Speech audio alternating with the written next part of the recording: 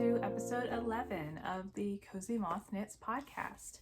My name is Caitlin, and this is a podcast dedicated to my knitting adventures, if you can call them adventures, as adventurous as knitting could be.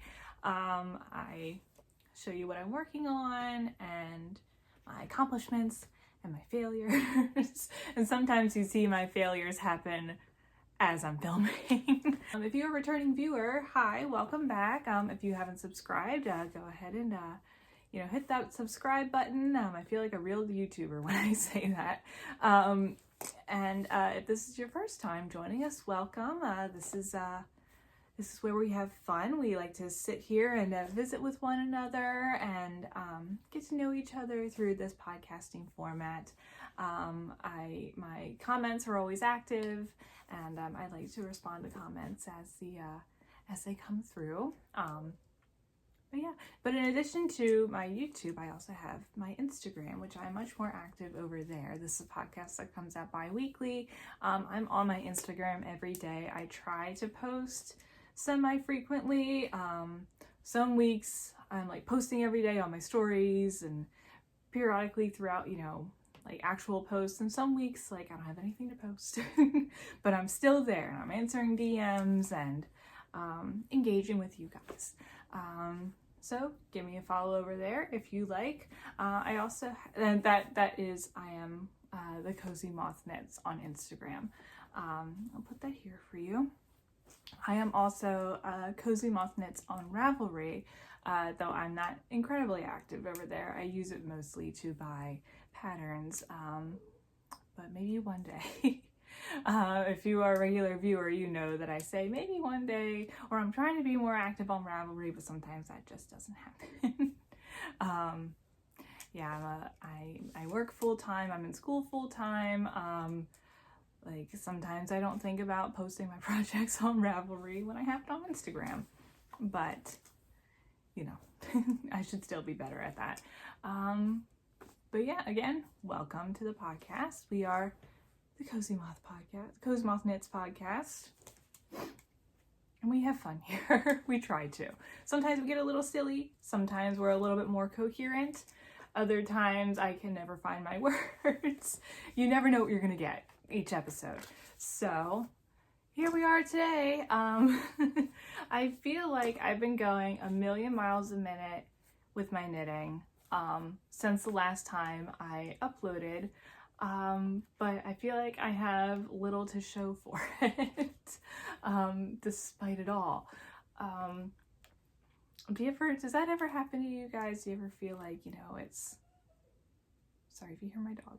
It's that time of the podcast where I apologize for the sounds that my dogs make. I have two dogs. I have a little white dog. Her name is May, and she was the one who was just crying because she does this thing where, because I live in a townhouse, so I'm upstairs in my third floor guest bedroom / knitting studio, and she's on the second floor, which is our main living area, so she cries because she wants to come upstairs, so I bring her upstairs and then she promptly goes back downstairs. So it's like, what's the point? And then I have another dog, her name is Blue, and you might hear her walk in and sit down and sigh, and sometimes she'll growl or whine as well because she's a diva and she wants all the attention on her, because that's just how she is. That's how we got her. We rescued her 2 years ago, I think 3 years ago this year. My goodness. Time is flying. But yeah, she's just a diva dog, as we like to call her. Where was I going with that? Talking about my dogs. Oh, does that ever happen to you where you feel like you spend so much time knitting, but yet, especially on like one project in particular, but you feel like nothing progresses? Like you have nothing to show for it. Like, what do you, like, I was just knitting on this sock for 5 hours. What do you mean I have this much done? Like, that's just how it was for me the past couple weeks. I'm coming to you from a snowy Delaware. I woke up at Delaware. With the weather, you never know what you're gonna get. We kind of joke around, especially in my town, which is close to water. We have a canal that runs on the north side of town, and then that goes through Delaware to Maryland, basically from the Delaware Bay to the Chesapeake Bay. And so that's where that canal is. And the canal is fairly close to where I am. But then we're also, at least, especially where I am, we border the Delaware Bay as well. And at least I think that's what that body of water is. I should probably be better at my geography. That's just what I was always told, the Delaware Bay. But then I feel like I look at a map and I'm like, that's not what it is. I don't know what it is. It's like that body of water in between, like if you look at a map and you see Delaware, good luck finding it. And then there's New Jersey, and there's that little body of water in between New Jersey and Delaware. That body of water. The coasts of New Jersey and Delaware. And so I'm literally, like, I can see it on a clear day. I can see it from my home. I can also see a nuclear power plant, which is a little intimidating when you're driving home and you see all the smoke or whatever that is billowing out of there, and knowing that one day, if that were to blow up, that I'd be dead instantly. Like, lovely, right?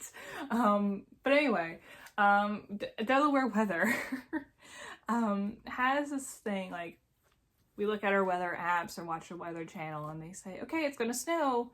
Get ready for this big snowstorm. You're going to get 2 feet of snow. And then everyone prepares, and then we get barely an inch of snow. And then they say, well, it's only going to be a little bit of flurries. Like, there's going to be no accumulation. And then it's like 3 feet of snow. So we can never tell. So all our, for the past week or so and upcoming, our weather apps are saying it's going to snow every day. So we're just like, we'll see what happens. Who knows? But I woke up this morning and there was 3 inches of snow on the ground and on my car. So yeah, and it's been snowing on and off today. So yeah, it's a snowy day here in Delaware. Lovely, very lovely. It was lovely, you know.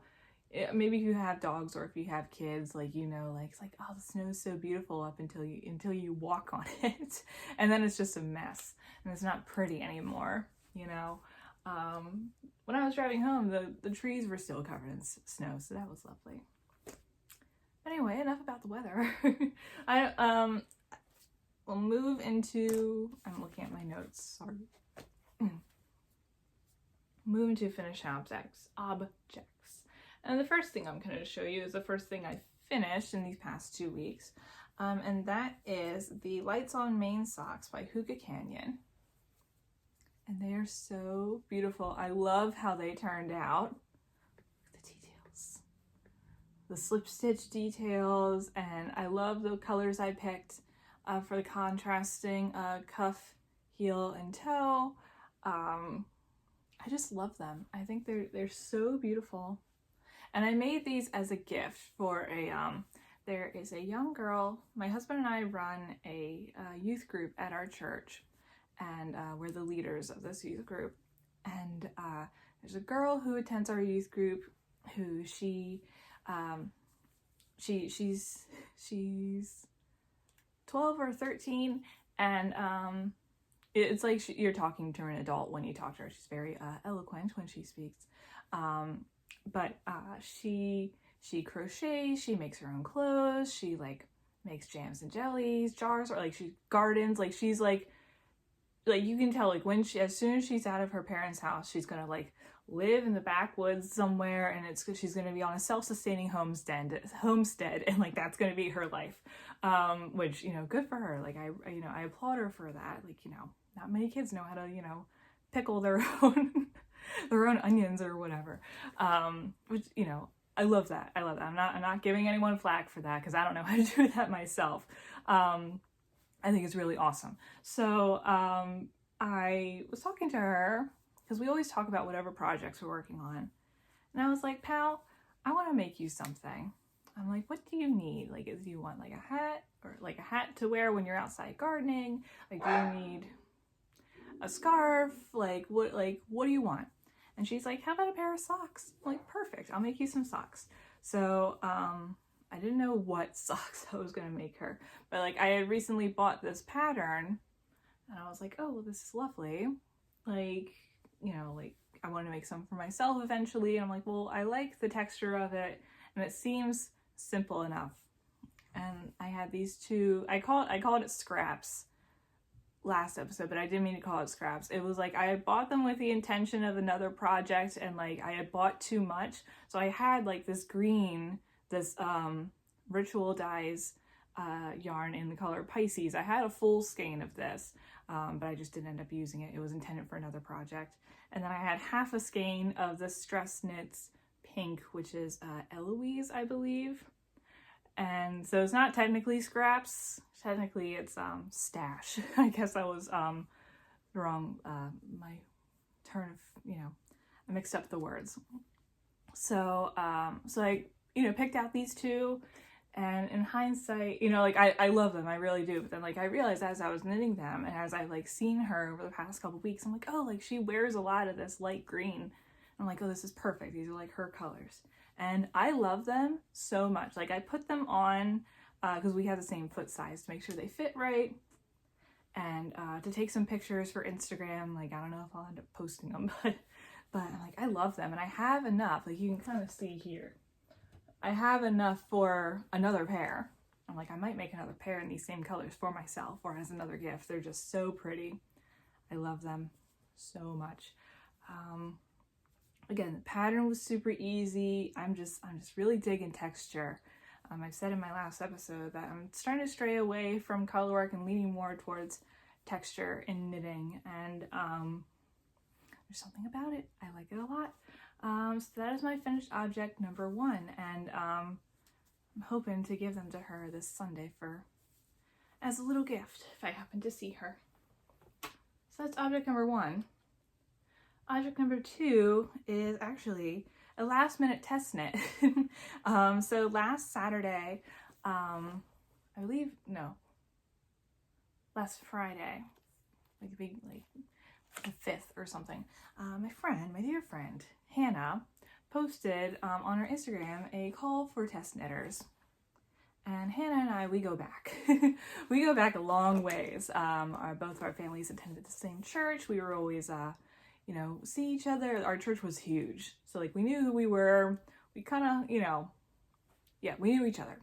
And, as we've gotten older, she started her own, she started posting her knitting online, and I was, I admired her for that. And she kind of inspired me to do my own, knitting Instagram. So, our friendship has, grown over knitting, which is pretty great. So she put out a call for a test knit for a hat. And, so of course, as soon as she put out that call, I messaged her and was like, yes, I would like to join the test knit, please. So this is her hat that she put out. It's called the Ivy Beanie. And it is so pretty. She's the queen of cables. So many things she makes. She makes these gorgeous cables. Sorry, and there's my other dog below crying. But look how lovely.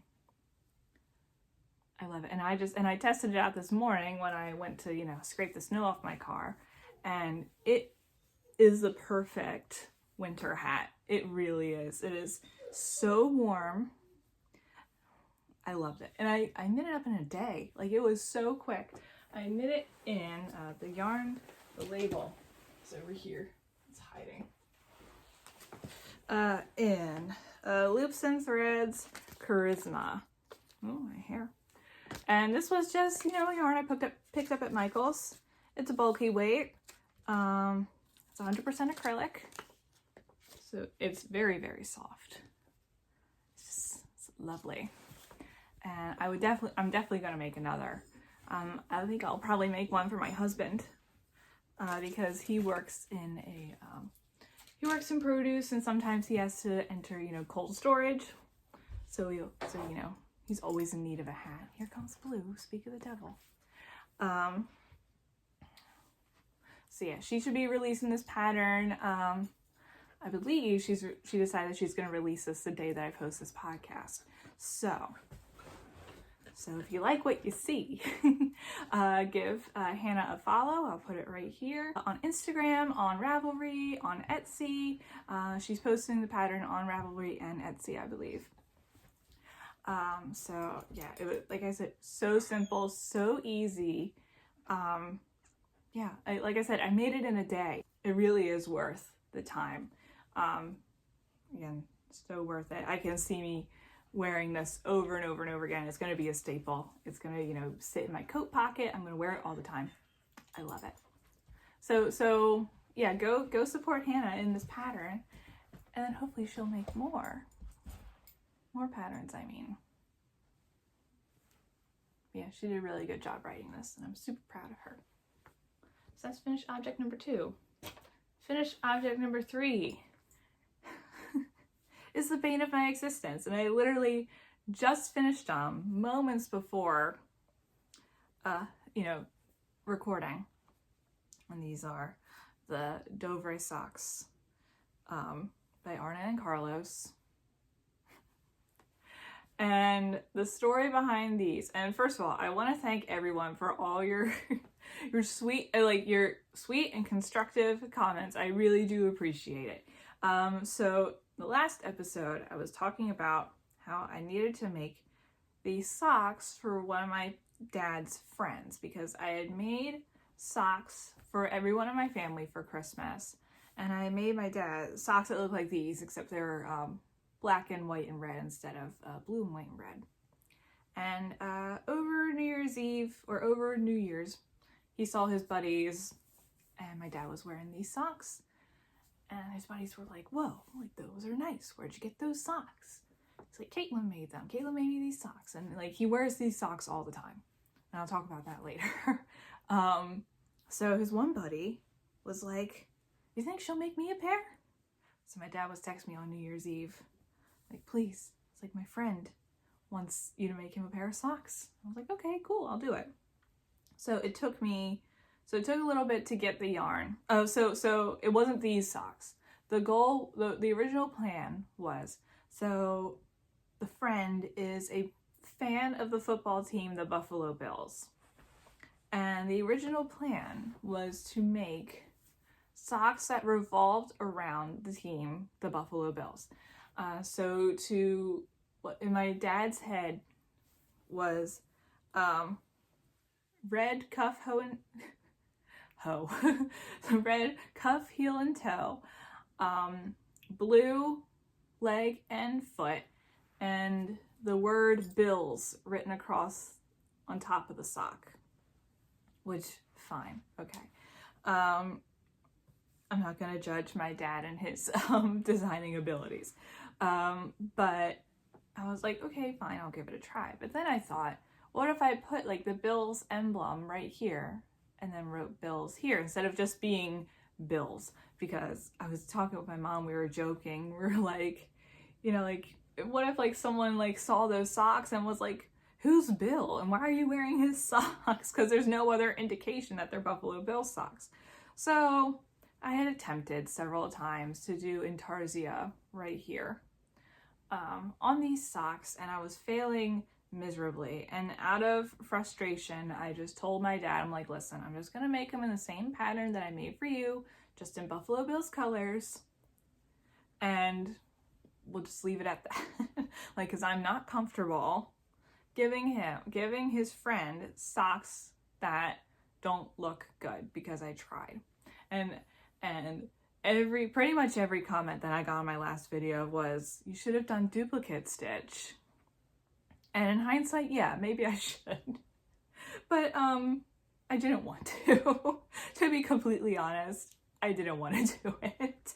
I've done duplicate stitch on a small scale in the past, and wasn't a fan.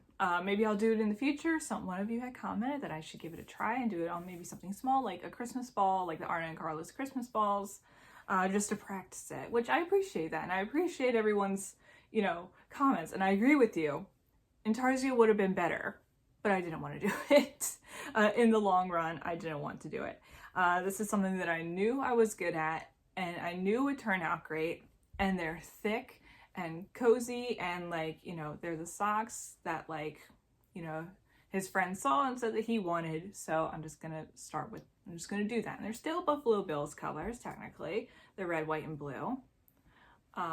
my dad said that he was thinking about taking these socks to someone who does embroidery work for him in his small business and putting like the emblem or something on there. And I was like, whatever, like, you know, it's out of my hands. You can do whatever you want with them.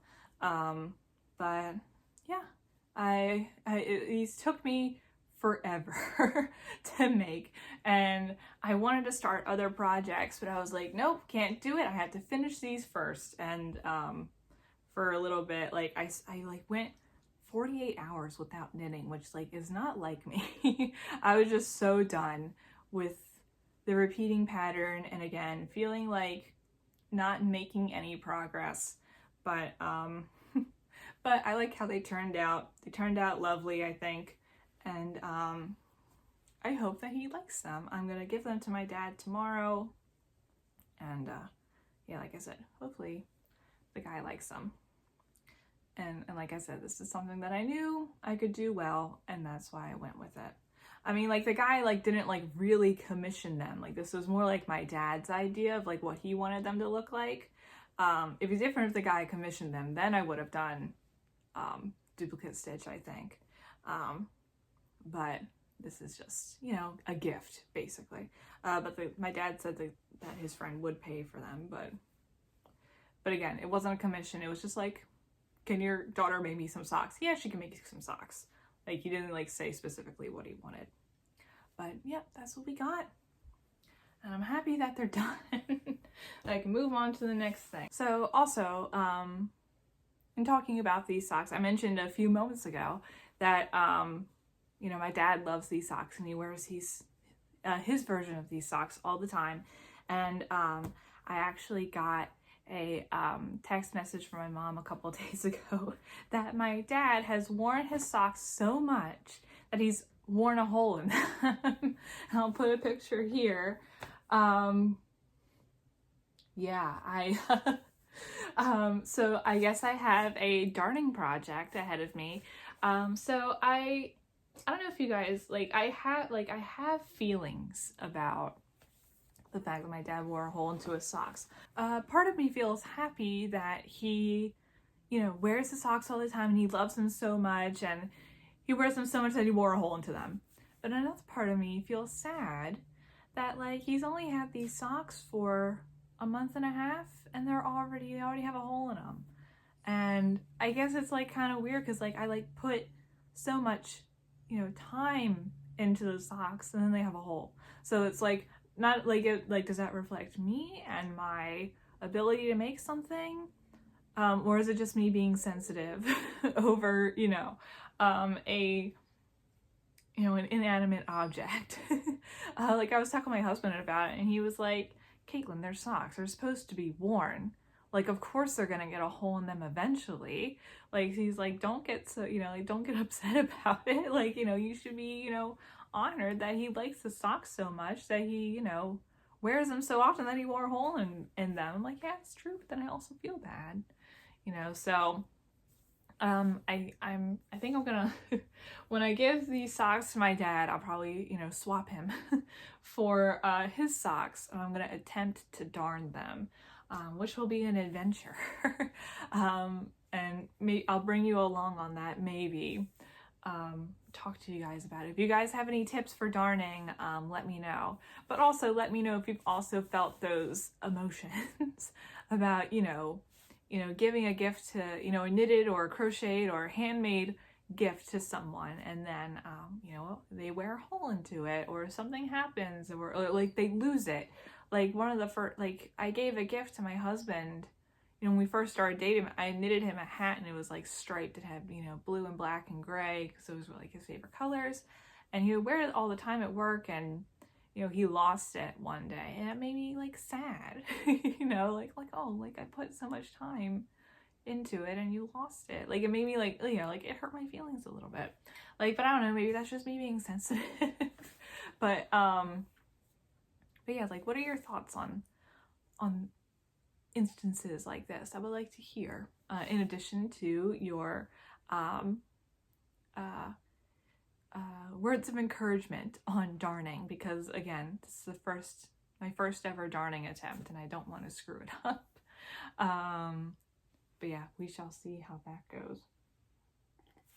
So I made this yesterday and I finished these today. So I don't have any works in progress right now. But I do have some intentions and I will go through them with you right now. And I have patterns laid out. The first intention, which I intend on starting this weekend, is the Montrealer sweater. I talked about this in the past. This is something that I'm gonna make for Phil, my husband. We had picked out this pattern first, and you know, I saw Emily of Kurt of 108 Stitches.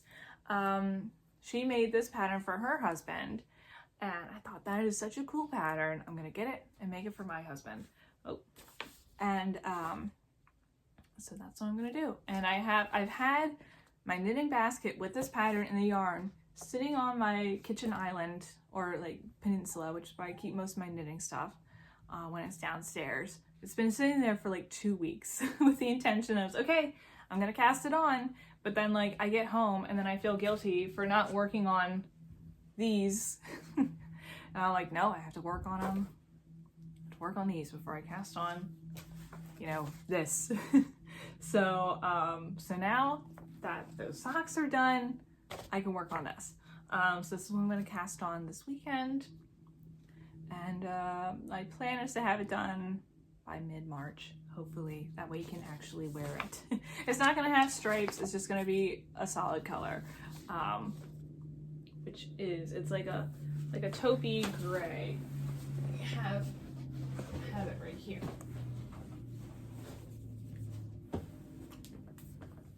It's gonna be this color. This is Stonehenge Fiber Mill Shepherd's Wool, which is a worsted weight, so hopefully it'll knit up quickly. Oh, and I am making this along with these Scaniacs. It's called the Sweater Worthy Mal or cow. Can't remember if it's a mal or a cow. But basically, you're taking from February to June to make something in a sweater's quantity worth of yarn for someone that you love. So not for yourself, but for someone else. So that's what I'm doing.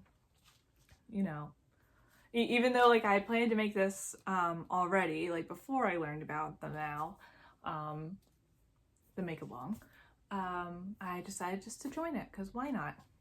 So that's intention number 1, and hopefully next episode I'll have at least the cowl done. Like that's my plan.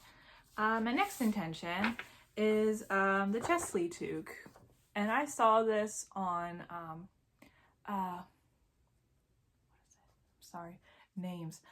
Marie of Woolen Forest, the Woolen Forest podcast. She had made the chest sleeve toque for herself, and I thought it was beautiful. And I had seen this, I saw it on the Ritual Dyes website, I believe, but I thought it was beautiful. And they did it in that chestnut color that my Cozy Classic Raglan is in. If you've been here for a while, you've seen my Cozy Classic Raglan, or if you're on my Instagram, you've seen it. And I had the, because this is a pattern held double with, I'm not going to pull it up or show you because you have to buy it. Held double with a worsted weight and a mohair silk. And I loved the idea of the burgundy color, but I didn't want to spend the money because if I would have bought, you know, as much, I love Ritual Dyes, I really do, but I wasn't ready to spend $40 on a hat. you know, some things like I don't mind like spending over $100. You know, my Cozy Classic Raglan was $250. I don't mind spending that on like a garment, but when it comes to an accessory, I don't want to go there. So I ordered some yarn from Knit Picks. And I picked these 2 colors because I wasn't sure if they would look better with the mohair, because I had an extra skein. I have like a fourth of a skein of this left over from another project. So I figured that these two would pair okay together, because you can see there's some like light orange in there. I don't know. We'll see how it turns out. It might look a little weird, but we'll see. But yeah, I'm excited to start this. I might cast it on tomorrow morning just as something quick to work on. But yeah, I'm excited for it. I think it's beautiful. Yep, so that's a Chesley Juke. And hopefully I'll have it done by next episode. That's the plan. We shall see. The next intention, which I think I'm gonna try to make alongside of the Montrealer sweater, is Cozy Classic Raglan, another one. So I've mentioned this idea for this sweater in the past, and I knew it wasn't gonna happen until 2021. But my intention is, because Phil had bought me this yarn for my birthday back in July, a sweater's quantity worth of this yarn. It's called Haku, and it's by Bumblebee Acres. It's no longer available, but it's this beautiful variegated yarn with aquas and light blues and light purples and little speckles of pink. I thought it was very pretty. And then I bought myself just a simple white mohair silk from Knit Picks. And I just like pictured this as a sweater, and I'm excited for it. And so yeah, and my last Cozy Classic Raglan I did in a size large because I wanted something a little bit more oversized. But this time I'm gonna make this sweater in a medium. So I want it to be, sorry, a little itchy. I want it to be a little bit more close fitted, like, not as much positive ease, basically. Because I have this vision, because again, Emily Curtis of 108 Stitches podcast made herself a Cozy Classic Raglan, and I saw her pair it with a pair of black overalls, like denim overalls. And I saw that and I said, I must have it. I need that outfit. It's beautiful. So that's what I'm going to do with this. I'm going to buy myself some overalls and it's going to look awesome. That's the goal, at least. So my hope is to cast this on before the end of the month. But I want to at least get started on the Montrealer sweater before I cast this on. And then my next intention is, my mom asked me to knit her a hat as well. My mom really liked my Anchors hat by Petite Knit. It's fingering a mohair held double. And I used the God Rest You Merry Hippogriff colorway, which I got in my Bumblebee Acres Harry Potter and the Prisoner of Azkaban advent calendar. So she likes how this turned out. I'm going to see her tomorrow to see if she wants one in this color or if she wants just a different... Like I said, she's a diva. She just wants all the attention. Now she's squeaking her toy. Or if she wants just a hat in general, because then I can just make her a hat in this color. The other hats quantity worth of yarn that I got from Knit Picks, which is, by the way, wool of the Andes, which is worsted weight.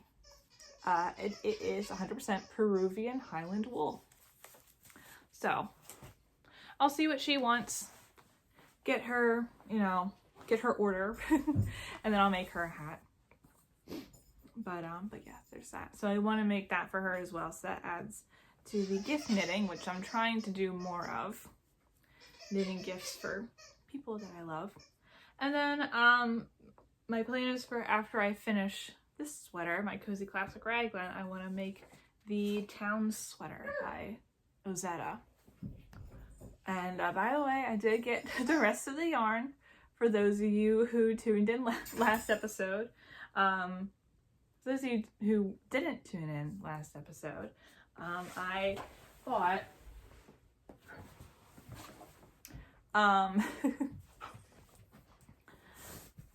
I bought the suggested yarn, which is Ozetta. In addition to writing the pattern, she also has yarn. This is 100% Columbia wool, 2-ply worsted, undyed wool sourced from a USA farm. And that's beautiful. But while I was talking about the wool, I realized that I did not order enough. That I had read the pattern completely wrong. So it had tripped me up looking at Ozetta's pattern, which isn't to her fault. This was my fault. I want to make that very clear. This has nothing to do with her. This has everything to do with me. But in the past, the patterns that I have read, and it shows, you know, how much yarn they suggest for whatever size, they'll do yards. Like, for example, this is the Cozy Classic Raglan. I don't think it's giving anything away. But see, it gives you the yardage. And sometimes it'll give you yards, and then it'll follow up with meters, like it says, or it'll follow up with grams. So when I looked at Ozetta's pattern, down here, again, try not to give it away. See there? It says, see that little G? It says grams. So I would be a size large. So I was looking at 800. And in my head, because I completely missed that little G, I read it as 800 yards, not 800 grams. So I bought the yarn, and I was like, oh wow, like this is so little yarn for like a size large. I'm like, I wonder why. I'm like, oh well, like I trust the pattern writer, like. But yeah, in the middle of the episode, I realized that I had read it completely wrong, and I had to order 4 or 3 more skeins of this. But yeah, but if you want to see the, you know, my face drop, then you can go check out my last episode. But yep, this is next up after the Cozy Classic Raglan is the town sweater, because as part of 2020, as part of 2021, I want to make more garments as opposed to accessories. So far, I'm not doing very well. And we are 2 months into this year. I've just had a lot of gift knitting. I've done 3 test knits. I've made hats. I've made socks. I made a cow. Yeah, there's just, you know, a lot of little things, but it just takes up a lot. So I want to dedicate more time to garments like sweaters and such. So that is my plan for the later half of February, and going forward is to work on sweaters. So I'm filming this episode on a Thursday afternoon, and this Saturday I will be hosting by the time I post this, it's already happened. But this Saturday I'm hosting a knit night. Not a knit along, I'm sorry. I'm hosting a knit night on February 13th, the day after, or the day before Valentine's Day. I've been talking about this for a little bit. I've been posting on my Instagram. But yeah, so that is, right now I'm nervous and excited about it. And I don't know what it's going to entail. As of right now, I've had, over 20 people message me that they want to be part of this knit night, which is overwhelming and so much more than I expected. And I'm very excited about it.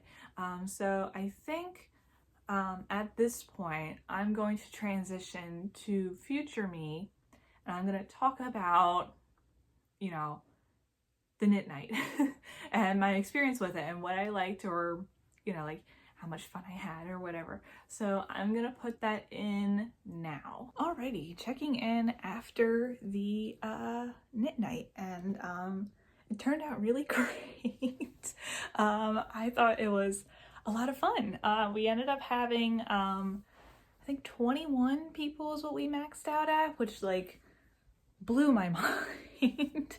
Like that was so many more people than I expected.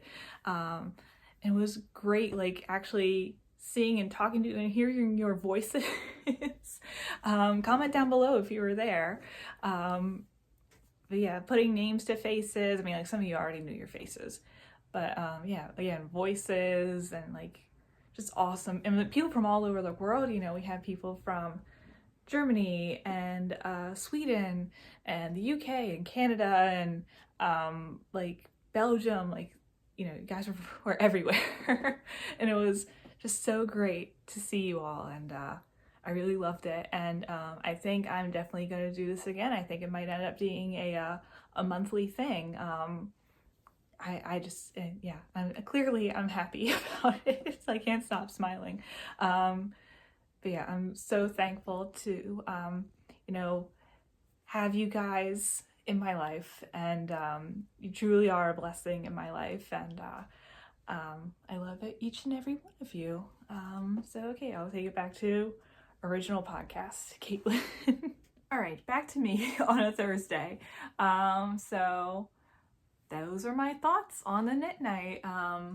Did I like it? Did I think it was a bust? Were there any issues? We'll see. Or you've already heard. So that's it for me. I don't really have anything else to add this week.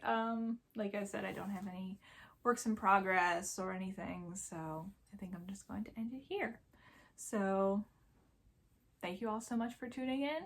As always, I love spending time with you all and getting to know you, and just hanging out on cold, snowy nights, and as you have your hot beverage. And this is not a hot beverage, by the way. I've been drinking water the whole time. I've been lying to you. The illusion of cozy, but in reality, it's just hydration. But yeah, I love spending time with you guys. I'm so happy that all of you are here. You guys really do mean the world to me, and I'm not just being dramatic. And I'm not just saying that to make you feel warm and fuzzy. It's true. Like, you guys have changed my life for the better, and I love every single one of you, and I hope you turn into the next one. So for now, stay safe out there, keep knitting, and I will see you all later.